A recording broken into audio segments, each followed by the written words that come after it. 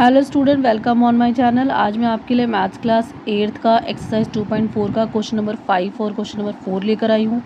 Question number 4 और question number 5 लेकर आई हूँ। इससे पहले हमने 1 से लेकर 3 तक क्वेश्चन पिछले वीडियो में सॉल्व कर लिए थे।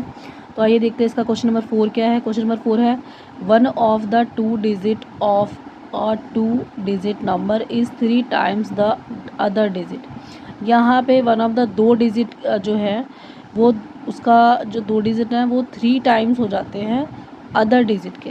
ठीक है, if you interchange the digits, अगर आप डिजिट्स की जगह को बदलते हैं ऑफ दिस 2 डिजिट नंबर, मतलब इस 2 डिजिट की जगह को अगर आप बदलते हैं, 2 डिजिट की डिजिट्स की जगह को अगर आप बदलते हैं and add the resulting number two the original number, और जो अगर आप रिजल्टिंग में जो भी रिज़ल्ट आता है उसको आप उसके नंबर को अगर आप ओरिजिनल नंबर में ऐड करते हैं तो आपको 88 मिल जाता है। तो what is the original number, तो वो ओरिजिनल नंबर क्या है।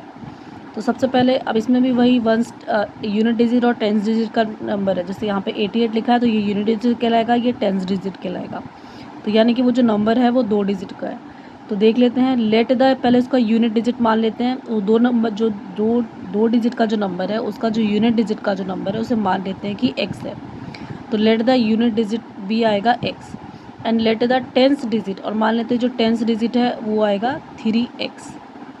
ठीक है, अब इसका ओरिजिनल नंबर कैसे निकालेंगे कि जो टेंस डिजिट पे, टेंस का मतलब 10 होता है, तो इसलिए जो टेंस डिजिट का जो नंबर 3x है इसको मल्टीप्लाई करेंगे 10 से, एंड प्लस जो ones digit unit digit ones digit का नंबर है उसको 1 से मल्टीप्लाई करेंगे, क्योंकि यूनिट मतलब 1 होता है या फिर वंस मतलब भी 1 होता है। तो 10 को जब 3 से मल्टीप्लाई करेंगे तो आ जाएगा 3x, 30x, सॉरी 10 3 ज़ा 30x, एंड x को जब 1 से मल्टीप्लाई करेंगे तो आ जाएगा x। तो 30x और 1x को अगर ऐड कर लेंगे, 30x प्लस 1x को ऐड कर लेंगे तो 31x आ जाएगा। अब चलते हैं next.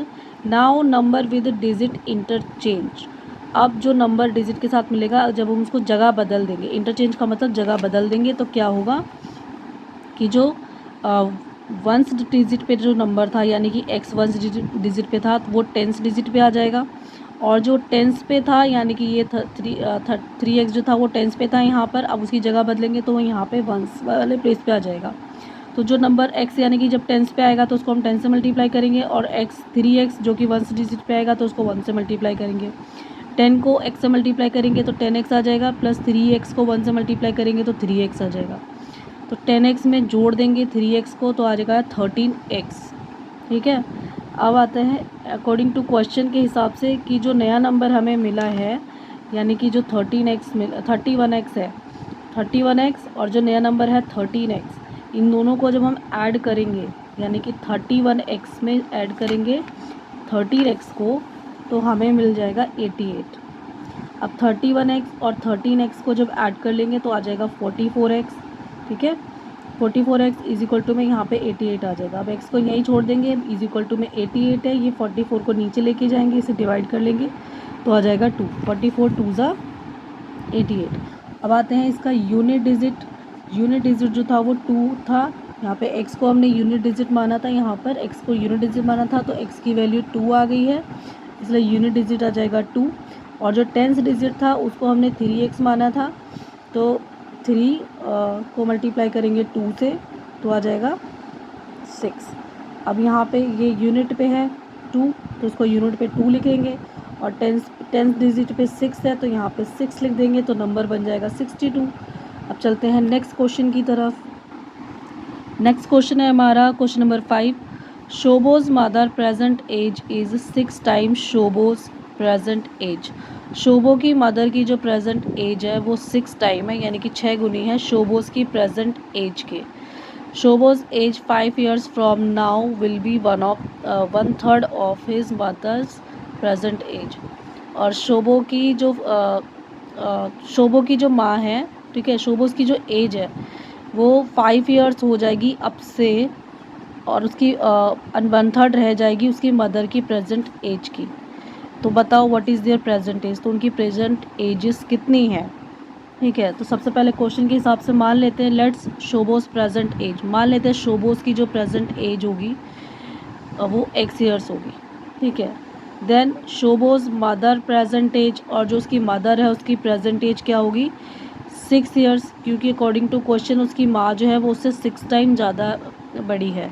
शोबोज mother present age is 6 times Shobo's present age. तो शोबो की माँ की जो एज है वो उसकी बेटे की यानी कि शोबो की प्रेजेंट एज एक्स की 6 टाइम है, तो इसलिए 6 को एक्स से मल्टीप्लाई करेंगे तो मदर की प्रेजेंट एज आ जाएगी 6 ईयर्स। शोबोज एज आफ्टर 5 ईयर्स, और शोबो की जो एज है वो आफ्टर 5 ईयर्स यानी कि अब से 5 साल के बाद कितनी हो जाएगी, तो अभी कितनी है शोबो की एज एक्स ईयर्स, 5 ईयर्स के बाद कितनी हो जाएगी एक्स प्लस 5।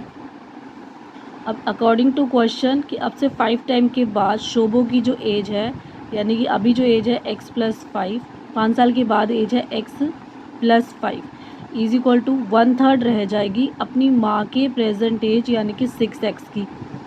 ठीक है, तो अब से 5 ईयर्स के बाद शोबो की एज है एक्स प्लस 5, तो एक्स प्लस 5 लिख देंगे। तो अब से 5 ईयर्स के बाद शोबो की एज अपनी माँ की प्रेजेंट एज यानी कि 6 ईयर्स जिसको हमने प्रेजेंट एज को लिया था उसका 1/3 हो जाएगा। यहाँ पे 1/3 से मल्टीप्लाई कर देंगे, इसे कैंसिल कर देंगे, 3 1 जा 3, 3 2 जा 6, तो यहाँ पे बचेगा एक्स प्लस 5 और इज इक्वल टू में यहाँ पे आएगा 2x। अब यहाँ पे 2x जो है उसको इधर लेके जाएंगे तो माइनस का 2x इधर आ जाएगा, इज इक्वल टू में ये पे प्लस का जो 5 है इसको इधर लेके जाएंगे तो माइनस का 5 हो जाएगा।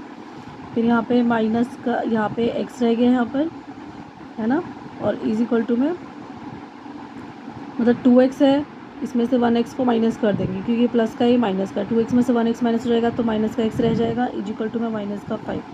अब इस x से ये माइनस को कैंसिल कर देंगे तो यहाँ पे सिर्फ x रह जाएगा, x इज इक्वल टू में 5 आ जाएगा। तो शोबो x को हमने शोबो की प्रेजेंट एज ली थी तो शोबोज प्रेजेंट एज आ जाएगा हमारा 5 ईयर्स, एंड शोबोज की मदर की जो प्रेजेंट एज है वो 6 टाइम थी, उसकी 6x ईयर्स थी, तो 6 को मल्टीप्लाई कर देंगे 5 से तो 6 5 जा 30 ईयर्स आ जाएगा। तो इस तरीके से हमने क्वेश्चन नंबर 5 को भी सॉल्व कर लिया है। मिलते हैं नेक्स्ट वीडियो में नए क्वेश्चन के साथ, तब तक के लिए मेरे चैनल को सब्सक्राइब कर लीजिए, मेरी वीडियो को लाइक कर दीजिए, शेयर कर दीजिए, कमेंट कर दीजिए, और मिलते हैं नेक्स्ट वीडियो में। Bye bye.